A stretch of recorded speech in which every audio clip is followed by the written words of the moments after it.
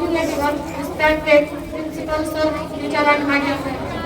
My name is Irfan. My father's name is Abdul Samad. I am a student. I am 12 years old. I live in Naat. I study in Jamia Khadija Tulpura radiyallahu ta'ala anha. Today is speech village life. Village life is simple and very peaceful. When someone is living in a village, he can spend his time down. There are lots of wide areas to spend time with. The air is so fresh.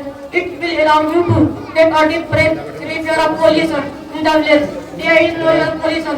The air is clean and safe for everyone.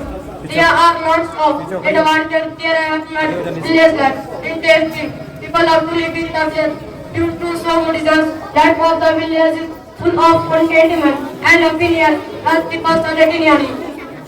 Always unlike city life, there are hardly been any facility for irrigation, electricity, fertilizers, institute of the village and villagers have to be freed from hazard, superstition and leisure up to a spectacle level. Life in the village is full of contentment and opinions as people are getting nearly. Always unlike city life, there are hardly been any facility for irrigation, electricity, fertilizers, system of the village and villagers have to be.